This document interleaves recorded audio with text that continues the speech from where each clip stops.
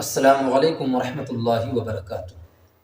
نماز کے اندر ہونے والی کچھ چھوٹی چھوٹی غلطیوں کو آج میں بتاؤں گا، جن غلطیوں کی وجہ سے نماز میں خرابی پیدا ہو جاتی ہے، نماز نہیں ہوتی ہے۔ ان غلطیوں کو میں نے نوٹس کر کے آج اس ویڈیو میں بتانے والا ہوں۔ اس کی اصلاح بہت زیادہ ضروری ہے، چونکہ ہم سب ایک آفیسر کے آفس میں جانے کا ادب تو سیکھ لیتے ہیں، ڈاکٹر کے کلینک میں جانے کا ادب تو سیکھ لیتے ہیں، لیکن افسوس ہم مسجد میں جانے کا ادب نہیں سیکھ پاتے ہیں۔ آپ خود سمجھدار ہیں، ایک حدیث پاک پڑھ کے سناتا ہوں، آپ خود سمجھ لینا۔ اللہ کے رسول صلی اللہ علیہ وآلہ وسلم نے فرمایا، بعض لوگ ایسے نمازی ہوں گے جو 60 سال تک عبادت کریں گے، نماز کریں گے، لیکن ان کی ایک بھی نماز قبول نہیں ہوگی۔ اللہ اکبر! یعنی وہ رکوع صحیح کریں گے تو سجدہ غلط کریں گے، اور سجدہ صحیح کریں گے تو رکوع غلط کریں گے۔ اور ایک روایت میں ہے، اللہ کے رسول صلی اللہ علیہ وآلہ وسلم نے فرمایا، کچھ ایسے نمازی ہوں گے کہ وہ جب نماز پڑھ کر مسجد سے باہر نکلنے لگیں گے تو ان کے مسجد سے نکلنے سے پہلے ان کی نمازوں کو ان کے منہ پہ مار دیا جائے گا۔ اللہ اکبر!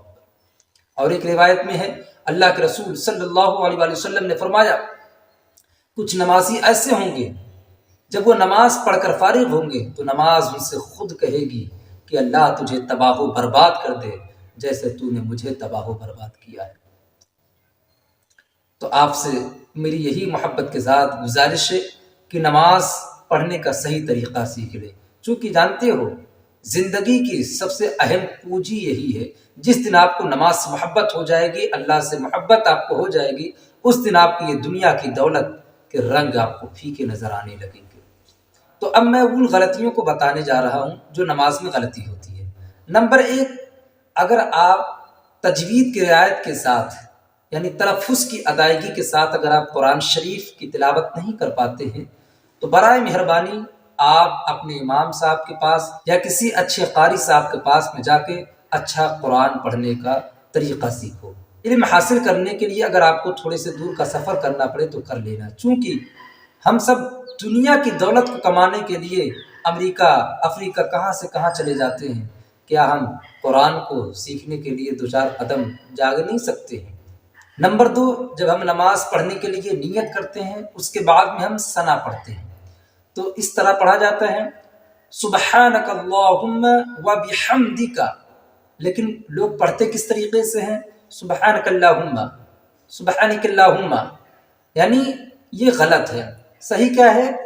سبحانک اللہم، یعنی الف ہے تو اس کو بھی پڑھنا ہے، سبحانک اللہم و بحمدک و تبارک اسمک و تعالی جدک ولا الہ غیرک۔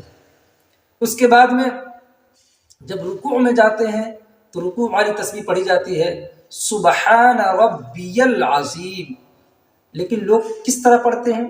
سبحان ربی العظیم۔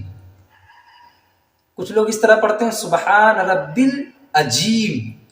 کچھ لوگ اس طرح پڑھتے ہیں، سبحان ربی العظیم، یعنی حقیقت میں کیا ہے؟ زو ہے۔ پڑھنا اس طریقے سے ہے، سبحان ربی العظیم، سبحان ربی العظیم، سبحان ربی العظیم، یہ صحیح ہے۔ پھر جب کھڑے ہوتے ہیں رکوع سے تو اس طرح کہنا ہوتا ہے، سمیع اللہ لمن حمیدہ۔ لوگ کیسے کہتے ہیں سمیع اللہ لمن حمیدہ؟ نہیں، کہنا اس طرح ہے، سمیع اللہ لمن حمیدہ، پھر ربنا ولک الحمد۔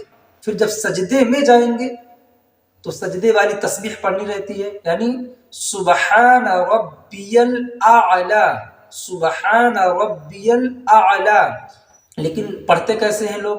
سبحان ربی الاعلی، سبحان ربی الاعلی، یہ غلط ہے۔ صحیح یہ ہے، سبحان ربی الاعلی، ربی الاعلی، سبحان ربی الاعلی، یہ صحیح ہے۔ اس کے بعد میں جب تشہد پڑھتے ہیں یعنی التحیات، تو اس کو لوگ کیسے پڑھتے ہیں؟ التحیات، یا کچھ لوگ ایسے پڑھتے ہیں التحیات، یہ غلط ہے۔ صحیح اس طریقے سے پڑھیں، التحیات للہ والصلوات والطیبات السلام علیک ایھا النبی वरहमतुल्लाहि वबरकातुहू, अस्सलामु अलैना व अला इबादिल्लाहिस सालिहीन, अशहदु अल्ला इलाहा इल्लल्लाहु व अशहदु अन्ना मुहम्मदन अब्दुहु व रसूलुहु। उसके बाद में जब लोग दुआए मासूरा पढ़ते हैं तो किस तरह पढ़ते हैं? अल्लाहुम्मा रब्बी जाअलनी, अल्लाहुम्मा रब्बी जाअलनी, यानी जीम पर जबर पढ़ते हैं, फतह पढ़ते हैं। ये गलत है, वहाँ जबर है ही नहीं, आप किताब में जाके देख सकते हैं। सही इस तरीके से पढ़ना है आपको, अल्लाहुम्मा रब्बिज अलनी, अल्लाहुम्मा रब्बिज अलनी, रब्बिज अलनी, अल्लाहुम्मा रब्बिज अलनी मुकीमस सलाह। इस तरीके से आपको पढ़ना है। और एक खास बात ये है, प्रेजेंट टाइम जो हमारे नौजवान भाई जींस टी शर्ट वगैरह पहनकर नमाज पढ़ने के लिए जाते हैं, बाज़ औक़ात लोग बेल्ट का इस्तेमाल नहीं करते हैं। जब वो रुकू या सजदे में जाते हैं तो वो जींस पीछे से इस तरीके से उठ जाती है और जिस्म दिखने लगता है। और शरीयत कहती है कि मर्द को नाफ के नीचे से लेकर घुटने के नीचे तक छुपाना है, ये सत्र औरत है। और अगर सत्र औरत खुल जाए तो नमाज फासिद हो जाएगी।